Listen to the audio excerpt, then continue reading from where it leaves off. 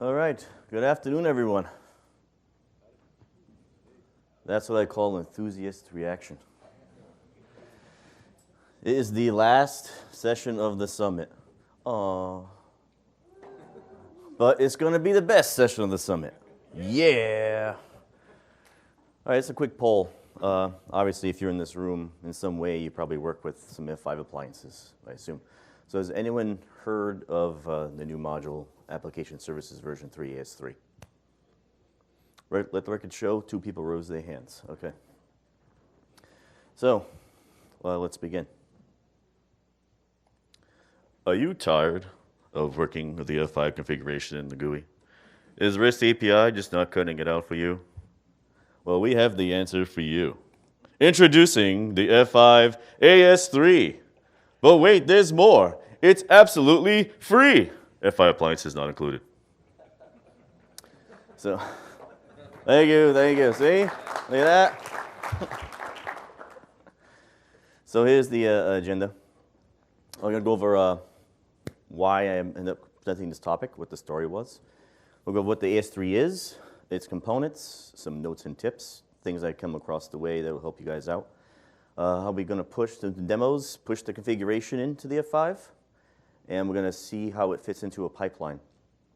And I might have to skip some of the demos I've set up that are just kind of pushing configs in. Probably want to spend more time on how I actually use it in a pipeline. And we'll sum it up, no demo, and we'll go from there. All right, here we go. So my story. This is my Twitter thingy, Jim Rock Arruda, Twitter.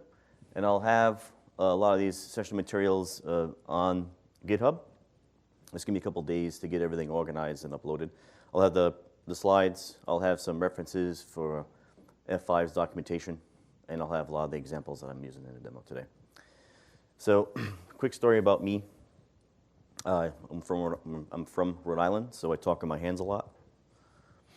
And my company, we started doing a virtual a pipeline to create environments. And one thing that we had missing was configuring the F5 as part of that pipeline. So, get on a call, the vendor. Oh, I want to use, looking at the REST API, there was a PowerShell module from the gallery. But there was a lot of work still to be done. There was some things left that didn't actually solve for. So the vendor then pointed me in the direction, this is literally a year ago. Oh, we have this new module called AS3, Application Services version 3. At the time, it was like version 3.1, 3.2. They now have version 3.10. And basically, he said you can declaratively configure your application-specific things in one JSON blob. I'm like, what? It's like, yeah. It's like, well, we'll see what this thing is about. And this is also a picture of me and my dog. Oh, yes, my dog's tongue actually sticks out like that all the time. And she wasn't too thrilled with me mocking her. I was making the decision, oh, should I use my wife or my dog in this picture? Sorry, honey. Phoebe's just cuter. Now, I got 4 to 6 weeks before she sees this, so I have some time to plan my escape. And one other thing is I used to be a physics high school teacher, so a quick physics lesson. Does anyone actually know that there's no such thing as gravity? The Earth just sucks. Okay. So what is the AS3? I know, dad jokes are coming. Here we go. So it's a JavaScript iControl-LX plugin, a lot of jargon there, which exposes a declarative REST API on the appliance. So it's a little module you have to actually install on the appliance to make this available. It's used for creating application-based objects, so virtual servers, VIPs, pools, pool members, you can do certs, iRules, and a bunch of other things. There's a large list of things. If anyone has any questions, just please don't feel free to raise your hand. Wait to the end. No. Feel free to raise your hand. Ask me anytime. It abstracts away the minute details of the application objects. So you can actually simply just define, oh, I want a virtual server, a pool with these 2 members. Push it in. AS3 will take that, and all the other settings that go along with those objects, AS3 will fill in for you with default values. If you want to change any of those default values, you can then specifically name them in the declaration. It supports multi-tenancy. So what the AS3 actually does, it creates a partition on the F5.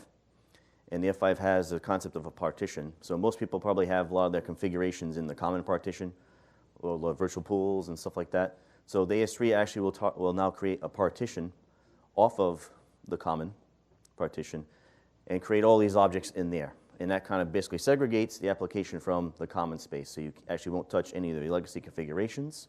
Anything net new you want to configure, you can go in this partition, and it's safe from actually touching anything on the appliance. And it's driven by JSON.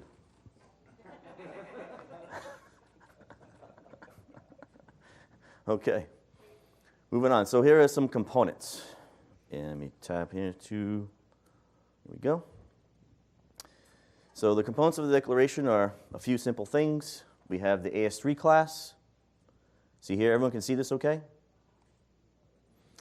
And in your JSON, it's just a few fields you define. So you define the AS3 class, and there's an action item here. And listed here is a few things you can you can define with action. Deploy basically commits the configuration. Dry run will be the first demo I'll do. It basically validates the configuration before passing it into the device. So if it's valid, it'll return true, and you know it's a good configuration. Otherwise, it'll just error and say, oh, no, not good. Redeploy. I don't really use this really at all the other ones. Redeploy, basically, you can redeploy an existing declaration again if you know which ID it was last, and it keeps like the last 15 items in a list somewhere. Then moving on to the ADC. So this is the application delivery controller. There's a few more items here. So ID, this is like, I actually use GUIDs to give the ADC an ID for the declaration.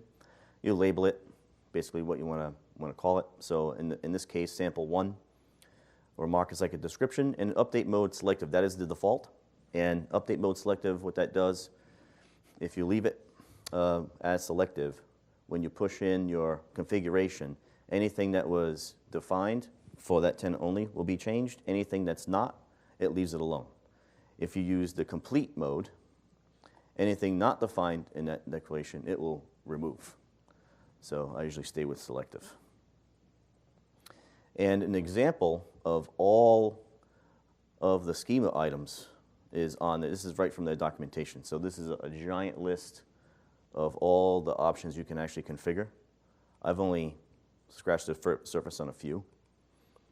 And here are the rest of the items you have for ADC. And it is best practice when you specify the schema version, which is also the version of the AS3 you want to use, that you keep the declaration in sync with the AS3 version you use. It is backwards compatible, but you get the most out of the feature set of the schema by keeping the versions in sync. Any questions so far on that? Any other classes? Tenant class, that's what creates the partition. And there is an optional parameter for the default route domain. You have application class, which defines application. And the important note here, this template, you can choose HTTP, HTTPS for the type of service you want to configure. If you do that, it automatically names your virtual server, the first virtual server, service main. You can't change it when using one of these templates. If you use the generic template, you are allowed to change the virtual server name. And that's usually what I use. A lot of my configurations is generic. The shared option actually is there is a shared application off the common partition. You can put items in that other tenants can access. The problem with that is if you have a bunch of configuration declarations, you have to define the shared thing in each one. If you leave it out in any of them, it will actually remove them all. Ask me how I learned that. So service class, this defines the virtual server, where you name out your pool, iRule, cert, so on and so forth. The pool class, where you define your members, what monitors you want to use, things like that. So those are the components of the AS3. So far, so good? Following along? It's not too bad. All right. So some notes and tips. The AS3 becomes a source of truth. So once you start using the AS3 to configure any application objects. The objects that are created in the partition, if you go in the GUI and change any of those, and the AS3, and you don't put them in your declaration or manifest file, next time you push those in, whatever changes are made in the GUI will be deleted. It's not in the declaration, they're removed. So if you decide to use the AS3, keep using AS3 to keep configuring your application objects. The AS3 cannot write to the common partition at all. It can't.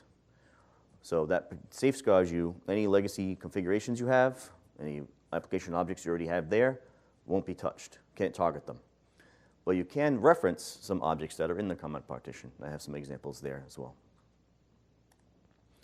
The account that you need to use, the account role that is needed is administrator role on the appliance. I've had called F5 a couple times, like, is there a way to like not be administrator role because our security and F5 guys are freaking out about this? And unfortunately, it is what it is right now. They'd have to completely write their firmware and rework their security roles to actually have that changed. Here's a big one. Disable expect 100 continue. I had no idea what that was until I had the problem. So when I was running the call to push the configuration in through remote utility server or from Octopus deploy, for whatever reason, I'm using PowerShell to do this under the covers. I don't know if anyone knows the answer to this, please let me know, because I don't know why this does it. The expect 100 continue was being appended to the header going into the F5 from a remote call from PowerShell for whatever reason. Something that I think was based on how .NET is making the remote call. I think it's fixed in core. Okay, it might be fixed in core. I'll have to try it in core. So this is actually the line of code that you need to put in the code that you're going to use to execute or push the configuration in that disables that feature. If that feature is enabled, F5 sees that in the header, it waits for further data. It sits there and waits and waits and waits. Eventually the session times out. You get some random error, which is 502 bad gateway. That's what you get back. And you have like, what is going on? It took about 2 or 3 weeks with F5 support to actually get through this. And now it's up on the documentation, so you're welcome. Funny note also, I've asked our vendor, how many other people are using PowerShell and some of the tools that I'm using to do this? And he's like, you're the only one that I know of. I'm like, oh, great, thank you. It requires a minimum version of 12.1. whatever on the big IP, so anything further and up will work fine. And it has a validation tool for VS Code, which is pretty neat. I'll show that off. So here's a little pipeline overview, basically how last demo. So I use ADO, Azure DevOps, for my repo, store my manifest files. And when I do a check-in of my code, a PR build runs. I have some pester tests that check the validity of my configuration. And I have a CI build that then packages my manifest and pushes it off to Octopus. And then Mr. Octopus in the middle there then does some variable magic that I use. I'll go over that in a little while. And deploys the config to the F5. And then the AS3 takes my JSON declaration and then configures the appliance. Demo time, you ready? All right, here we go. Should I do it? No, I'm not going to do it. I was going to sacrifice his phone to the demo gods, but I didn't do it. Okay. Ooh, go back to the demo. Okay, let's see. Everyone can see this pretty well? Yeah, it looks nice and big. So here is our sample configuration, what it looks like. Kick this off. All right. So the very top line there is our VS Code validator. And I have to actually, when I get back, I have to call up a vendor at F5 because they actually changed this URL whenever they update the AS3. So I'm using version 3.8 for this demonstration, as you can see up there. And what they did was they had updated it to 3.10. So my older link no longer worked. They broke the validator link, and I had to update it to make the validator work again. Well, that's the link that you just add that link as it's shown here in your configuration. Enables a validator. So you hover over one of the classes, one of the items in the class, and it gives you a description of what it is. And if I make a change to anything, some of them, it'll validate the value. So, oh, see a squiggly line? Oh, it doesn't work. Well, value is not accepted. You have to have one of these values instead. This is pretty cool. Before this existed, I did most of this in Pester, which I left in place anyway. And also check case sensitivity based on the value. So for class declaration, it has to be a capital ADC. F5 is case sensitive. I learned that the hard way a couple of times myself. So I'm going to persist this configuration, so it will write it to the drive of the device. It'll save it. And come on, Jim, keep clicking. Okay. So here's our class ADC class. Here's our tenant class, sample 01, application. Is our A1 class, application class. Service main will be our virtual server. That's what's going to be named. That's the address it's going to get. That's the pool it's going to reference as default, web_pool. And we define our pool with an HTTP monitor and that service address with service port 80. Now I'll flip over to the code side. Oh, before that, I'm going to verify that there are no configurations on my appliance right now. So you see no other partitions listed. There are no virtual servers. There are no nodes. There are no pools. I'll then click on iRules. Here are the default iRules that are there. We'll go back to that in a minute. So I'll go back to this. And I'll pause here for a second. So this is basically how you push a configuration in. It's pretty simple. I'm just pulling in that basic sample JSON into a variable, pass it into my JSON, pass it in to create a JSON body. Now the URI, that is how you call the AS3. So that URL, so you have your load balancer address, and you add management shared app services declare. That is the endpoint that the AS3 is listening on. That's the URL you call. I pass that into a variable also with my creds, which I already loaded previously. And I pass it out to declare that results. There's another property called results. It outputs like a real generic little message. All right. So I'm doing a dry run, which will only basically do a validation of that configuration to see if it actually works. And boom, there's our message. Dry run was true. Success for the host is called, my F5 appliance is called localhost. And the tenant was sample 01. Okay, so now we'll do this for real. I'll go over to the basic sample. Okay, there we go. And here is the configuration for that. The only change I made here is my action I changed to deploy. So now it's actually going to push the configuration to the appliance, all the same values. All right. So now I'll run that next part of code. And once again, nothing there. Nothing up my sleeve. Here comes the next run of code. Now I realize I don't have to keep doing this over and over, but I just kept the blocks there to be consistent for the demo. So there is our message success for the local host F5 appliance for sample 1. Now I'll go into the F5, and now we'll see stuff in there. And the runtime is about 9 seconds. So I have all this hosted in Azure. I have my F5 appliance in Azure, a couple web servers in Azure. And just by that simple JSON blob, I now have a virtual server, all configured, ready to go. And there are some things I didn't actually specify that were configured. We'll get to that in a second. The AS3 did that for me. And I can show you what it did. So I didn't define any persistence. It defaulted to cookie. I gave it the web pool. Is my web pool, my one member on service port 80, and my HTTP monitor. All green. It's all working. And no iRules were defined, so still no iRules. There you go. Wasn't that cool? That was pretty easy. Even I can do this. So how did it configure all the other stuff we didn't define it? So this is one way to find out what the AS3 is actually going to configure based on the configuration you just passed in, the declaration you passed in. So here is the URL. And let me pause for a second. So all you do is add ?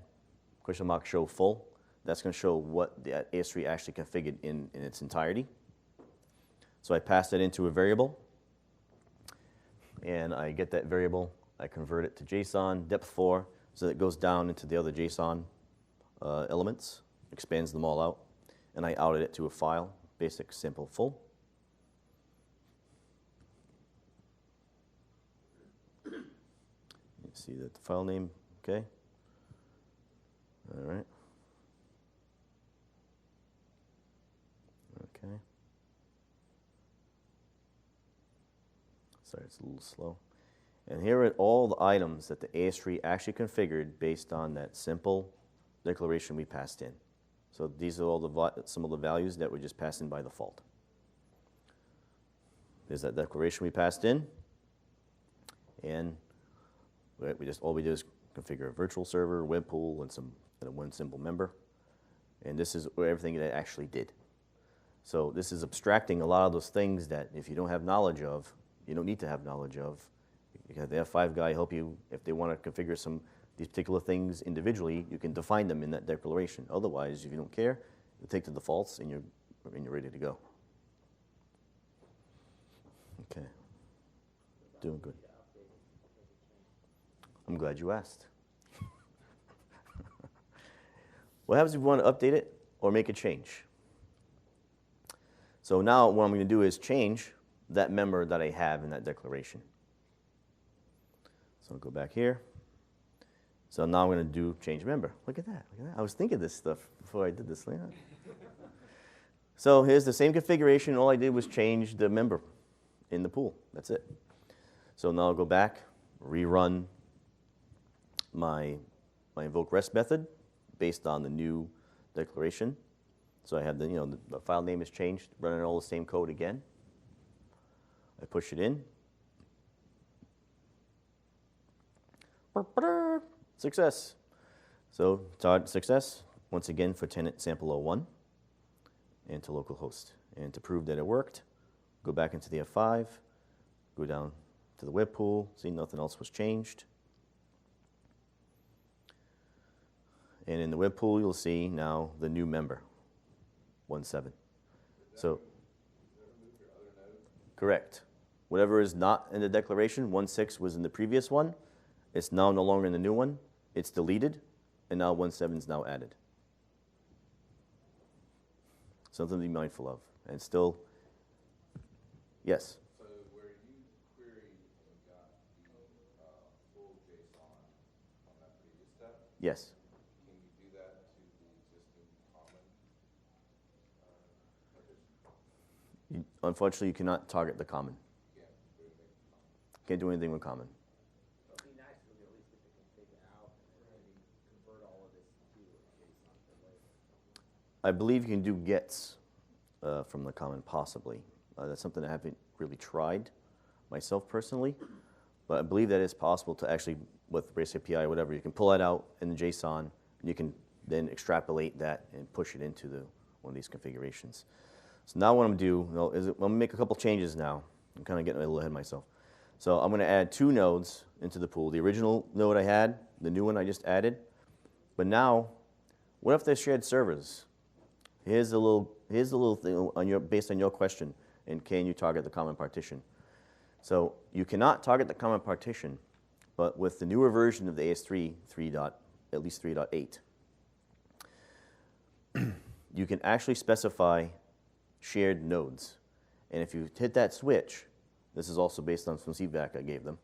If you hit that switch, it'll create those nodes in the common partition.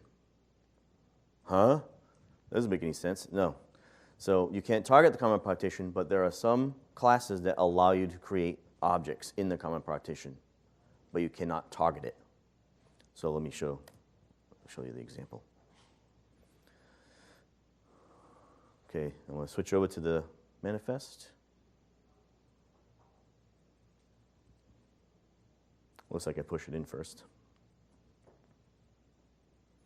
Okay, success, yep, okay. Skip ahead here. All right, here is the difference. Go back a little bit. So all I changed in that configuration before was I added both members to the server address array, and I added this other switch for shared nodes. Set that to true. It now created those two nodes in the common partition, which can now be available to the other tenants. So this is a problem that I had earlier, which was a nightmare to resolve until they released this, which made things a lot easier. So now I'll go back, same partition. I'll go back to the pools, and what you're going to see now, next to the pool members at the end, the partition now says common on them. So these members are now available for other tenants, other partitions to use. So I'm sure a lot of guys out there have, and girls, have API servers that might be on shared boxes or whatever. There may be different applications. You can now configure AS3 to have both of those things there. Now I have some other examples where I add some HTTPS monitors to the pools. Does anyone want to see that? Or I can get to more meat and potatoes. Yeah, okay. So I changed the monitor for the members in the pool to HTTPS instead. So all I did is I got rid of HTTP, changed it to HTTPS, push it back in. Doing still good on time. Success, okay. Go check the F5 again. And now we will see our pools are still updating, and there we go. So I have no HTTPS currently configured for this configuration, so therefore there's no cert. It's broken. Now what I'll do next, yep, question? Is there anything that prevents somebody from just putting in any zip IP they want? Or is it? Okay, Because so you're an admin, you can put any IP. the question is there anything that prevents anyone from putting any VIP IP in for a server address? Answer is unfortunately no. So if you pass something in and it has a conflict with something else, it actually won't push the configuration. It'll error out and say, oh, this address is already being used by this tenant for this virtual server. So now I'm going to put both monitors back, HTTP, HTTPS, push them in. Yep, question? Yeah, so you said that we can't use the GUI anymore. Does it prevent us from using the GUI, or can we do it and then next time we push something, it'll just overwrite it? So the question was, did I specify if you use ACE3, you can't use the GUI anymore? Let me be a little more clear on that. You can still use the GUI. Any changes you make in the GUI in a partition that was configured by the AS3, those changes will not be saved the next AS3 configuration that's passed in. Yep, they'll just be overwritten. So if you keep it in, if you add those changes to a declaration, it will then stay in. Question in the back?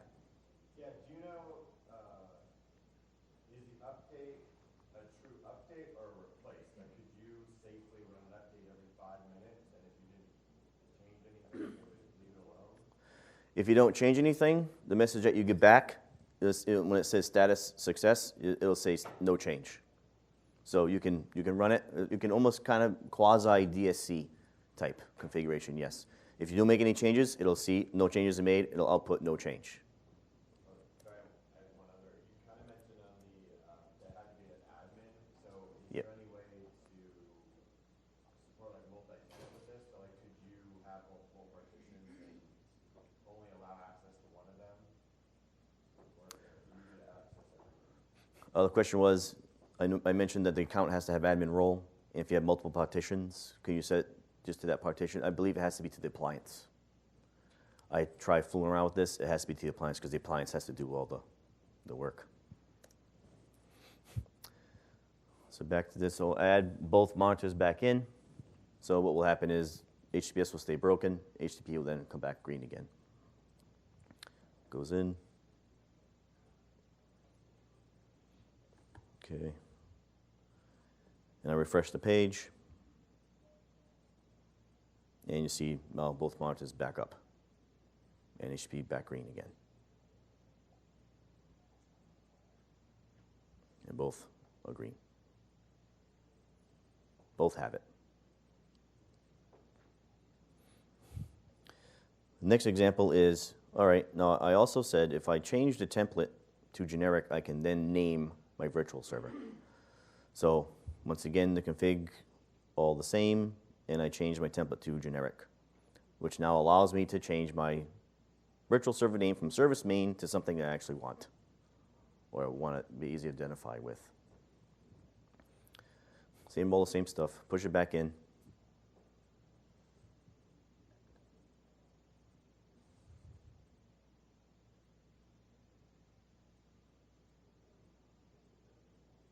And success, go back to F5. And here is my new virtual server, new name. You basically found a way to rename a virtual server. Yeah, it was bothering me, like, oh, I don't want service main. If you wanted to name a virtual server something like for an application that you can identify, you have to create an additional one, and the service main will still be out there, like dead. Like, I don't want, a guy I work with will call them turds. I don't want turds in my F5 floating around. I want those things flushed out of there. So I changed my thing to generic. So here's an iRule example. And a lot of you work with iRules. Now, okay, so one thing I also mentioned was you can reference things in the common partition. So in this example, for the profile TCP, I put the syntax there. This is how you target something in the common partition you can pull in to your tenant. So almost any of these objects you can actually pull in. And the other thing I also did, is I have my play iRule at the bottom. So I did change the app. I changed my virtual server name, and I'm specifying this new profile TCP. I'm targeting the common partition. I now define an iRule as part of my virtual server. So iRules, array, app iRule. Taking too long. And the syntax with JSON gets a little tricky. So how this iRule is formatted, this is a basic iRule based on a host header. Will direct to a particular pool as the traffic comes in. But this is the syntax you use that will actually make it pretty in the GUI. So you put some new line strokes in there. Looks kind of messy in here, but in the appliance, it's going to look like actual coded values. I'll pass that in. One small confession. This is the actual second time I've recorded this demo. And it may have happened in less than 24 hours. Reason why that is after recording it, I realized I don't think I made it big enough for people to see. So now you can see that that profile was actually targeted, in the common partition. Did I go too far? I did. Sorry about that. Okay. And you see the reference common TCP. Now we'll get over to the iRule. And we see a new iRule, app iRule. And there is the formatted code with the line breaks and JSON syntax. Not too bad. Pretty neat. If iRules get beastly, that doesn't get pretty in the manifest file. It is what it is. So here's an example with the cert. Here's the big one, certs. Dealing with certs isn't so easy. So this is an example I pulled right from F5. So F5's documentation, they have many, many, many examples of these declarations. So you can pull them in, fool around, like in a sandbox environment if you have. One quick note before we get to me defining the, one other thing. So you see web TLS class TLS server, that is actually reversed from what the GUI means. So usually you do define TLS client from coming in and TLS server going back. AS3 is TLS server coming in, TLS client going back. If you study relativity, like I have in physics, that makes more sense with the actual frame of reference. But this is what a cert looks like in the configuration. Yeah, this is base 64. So I got the public key, private key pair. And I'll scroll, I want you to see this again. Ugh, that's gross. Yeah, and getting that in there was not fun. So I used their example because it's done. I'm not doing this again. So there is a way around that. That's part of my pipeline, and that was sort of a bear to solve. But I solved it outside of the manifest instead of inside of the manifest. Made it a lot easier. Okay, so now I passed in a configuration that's using a cert. Now, the cert I'm using is from F5. Now, here's a cool thing that happened. I defined an HTTPS virtual server. And usually what you do is, I got to create another virtual server for port 80 and redirect it to HTTPS. AS3 did that for you already. I defined HTTPS, and AS3 said, all right, you also need this. They created the virtual server for port 80. I'll drill into that, and it created a rule for the redirect. Hey. Go to the resources, and there's the rule that it had attached. And the AS3 created all this for us. That's pretty cool. When I first saw that, I was like, oh, wow. Woo. And of course, I'll go through the pools. It's got these members in there. Well, it's the same members that I have. HTTPS is broken because the cert that F5 had provided is not on the devices. And there's the cert that F5 gave. It puts it in the cert store of the appliance.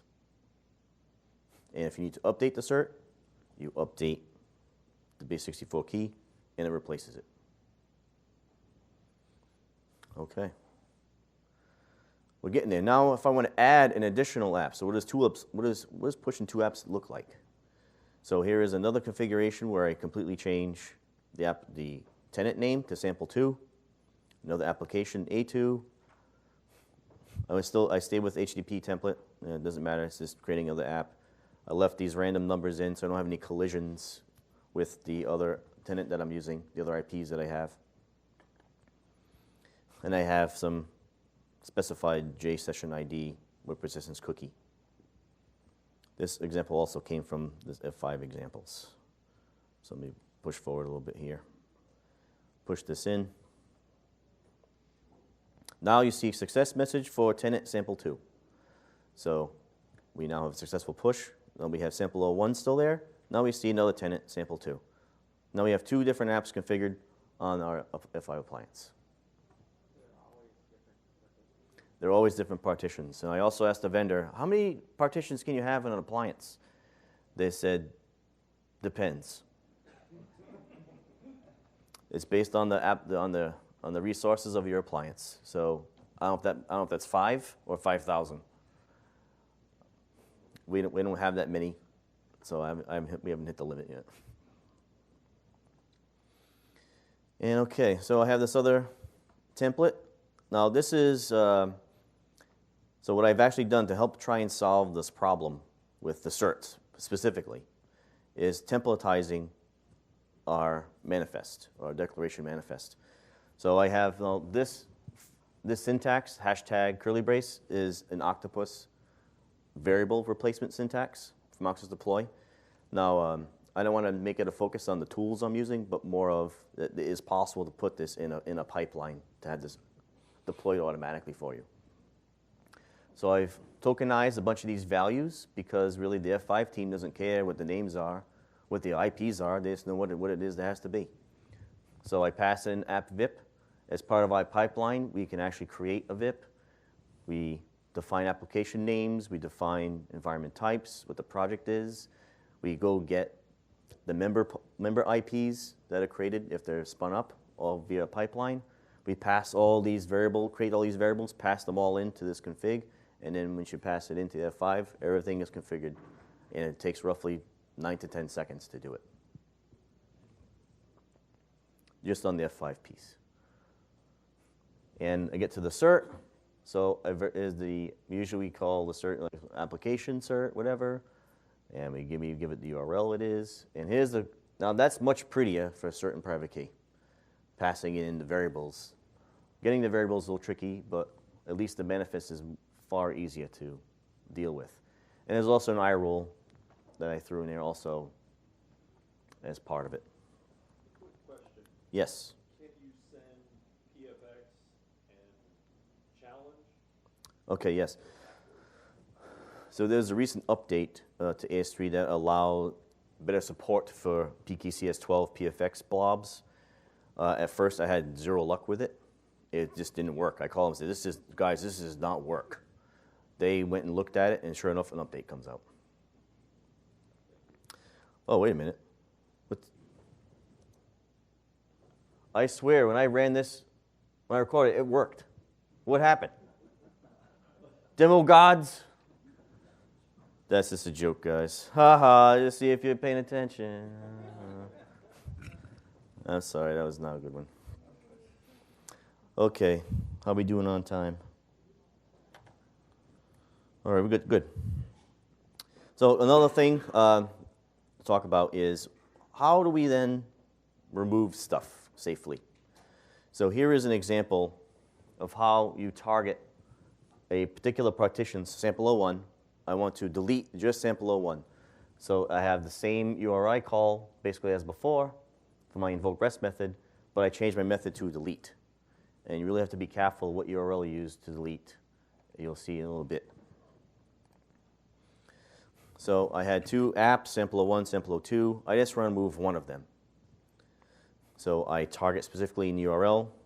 After declare the tenant I want to delete, I pass in the delete. I kick that off. Success, it was removed. Sample 01 was deleted. It doesn't really tell you the action, but I go back into F5 and you see sample 01 partition is now gone. Only sample 2 is left. So in order to do my pipeline demo, I need to do further cleanup. I want to get everything out of there because I'm creating a bunch of stuff. So the nuke command is if you pass in the original URL of the AS3 endpoint and you pass delete to that, it will delete everything you've declared. Don't do this. This is for professional use only. So I'm just going to run that before I run the pipeline through. And I'll take some time to explain the pipeline steps. So deleted success, we're ready to do. And you see deleted sample 2. It would have said everything if everything was there. So now I verified everything's gone. Everything is now gone. Now production's down. Okay. Okay, now big boy time. So let's get into the pipeline here. So here is Azure DevOps, and what I have here is my two builds, PR build where I run some pester tests, and my CI build. So I'll drill into my PR build quick, last one I did, and I have, all I do is basically execute some pester tests, and what they look like. Let me show you. So it runs them, I got a bunch of checks, they all pass. So let me quickly show you what those pester tests look like. So I have two tests that run. The first test is I validate AS3 config, I validate required schema parents. So I want to make sure that the AS3 class is there. I want to make sure that I'm persisting true. I want the config actually to stick. I'm also looking for that there is a declaration. There should be a declaration field there.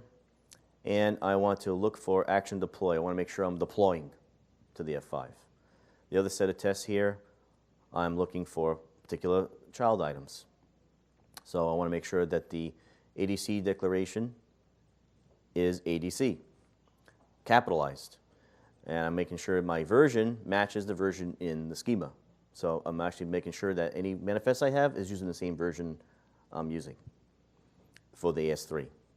And I should return any ID declarations. They should not be empty. So I should have an ID for every declaration I'm passing in. And the last check is I'm making sure that my template is generic so I can name my service mains and not leave any turds out there for me to flush later. And the other test I use is a JSON validator. So just make sure that JSON syntax is valid. So I'll grab the file, try to convert it from JSON. If it fails, not valid. fails, test fails. That's simple.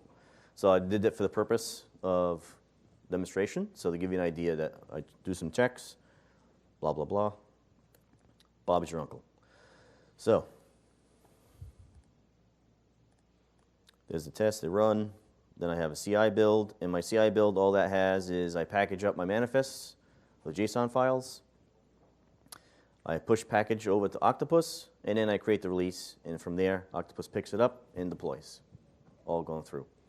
And since I have some quality gates as part of this, I'm happy that it can just deploy automatically. So here is some, I think I'm actually going to be running out of time. I apologize. But here are the steps in Octopus that I use, and most of the magic is in the create cert variables. There's a ton of code in there to extrapolate. So Octopus, I can store the cert in Octopus, grab the values from Octopus, extrapolate public key from the private key, store them in separate variables, pass them into the config. That's basically how it works. So a quick demo of how it runs. So here's the code I was talking about that does all that mumbo jumbo with the certs. It took a little while to get this figured out. And then I create the certs, I pass them into Octopus for later use, deploy the manifest, and then send the config to F5. So as a quick run, and here is my send config. I have my system except system net service point manager except 100 false, so I don't get that error. And here's my creds. I pass in via Octopus variables, which are kept secret. JSON blob, declare, go. So I kick off a CI build, queue it, hop over to Octopus. Once the packages land there, release is created, Octopus automatically deploys. Deploying, goes right into the F5. Once it lands, once it's successful, which it will be, I now see my new app, HTTPS, with my cert that I passed in, my pool with all my variabilized names, my pool members. One member actually has a cert, the other one, I'm like, whatever. I have an iRule, demo app iRule defined. And that concludes all the demo. If you do have other questions, I'll be out here partying because I'm finally done. So quick, real summary. AS becomes the authority once you start using it, treat it as such. It can also be used with Big IQ and with Ansible. It can also run as a Docker container. So if you don't want to push the module into every single appliance, you can run the AS3 as a container, target the container, but the difference is it's making the REST calls to the appliance instead of it being native, so it's not as fast. Multi-tenancy provides less risk. Go out, rule the world. I'm finally done. Thank you.